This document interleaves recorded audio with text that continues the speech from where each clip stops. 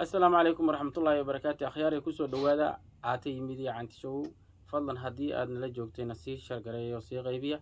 هدي كان نوصو بيرا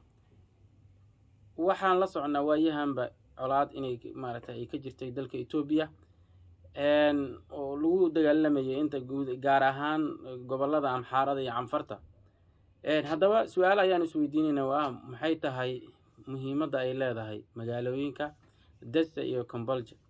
waxaan ognahay magaalooyinkaas inay hore u qabsadeen nimanka la yiraahdo Tigray ee TPLF bil ka hor carcarna ay ku socdeen sidaas la mid ah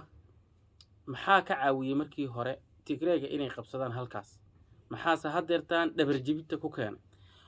waxa caawinta dan soo koobno caawinta waxay helayeen caawinta Mareykanka oo reer galbeedka gaaraan ama Mareykankaba caawinta nooc ay helayeen wax kala ma ahayn caawin waxay helayeen nooc ah satellite-ka ayaa Mareykanku wuxuu maarta sawiro ku qaadayay ciidamada dawladda federaalka ee Itoobiya ee Abiy Ahmed ra'iisul wasaaraha ka yahay ciidamadiisa halka ay ku badan yihiin halka ay joogaan ayuu maaragta sawiro satellite-ka ka qaadayay wuxuuna u gudbinayay nimanka la yiraahdo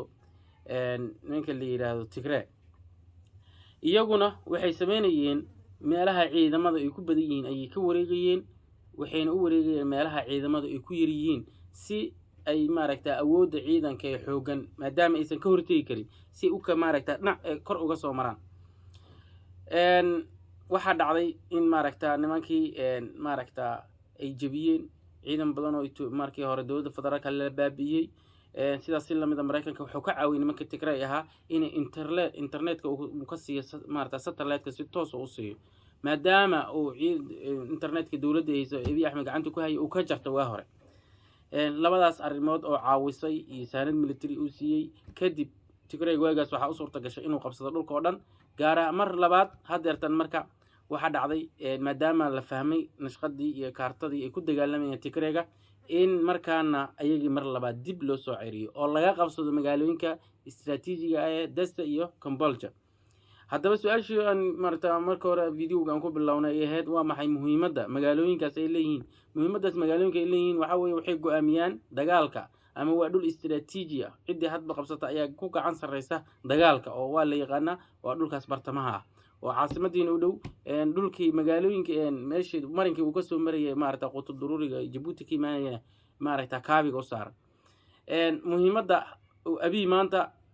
magaalooyinkaas u leedahay waxa weeyaan inuu dhulkan ka xoreeyo ka bacdina uu qabsado uu tago dhulkii uu tago meesha la yiraahdo magaalooyinkii muhiimka ah oo magaalooyinkooda sida Tigrayga magaalooyinkooda uu maqalle oo ku sii socdo nimankaas way jabiyeen haddaba Abiy Ahmed asagoo qudhiisa maxaa ka caawiyay Abiy Ahmed waxa ka caawiyay asaguna wuxuu hereer bariga gacantooda maaragta asagana saas maanta uu gacan sareeya wassalaamu calaykum waraxmatullaahi wabarakaatuh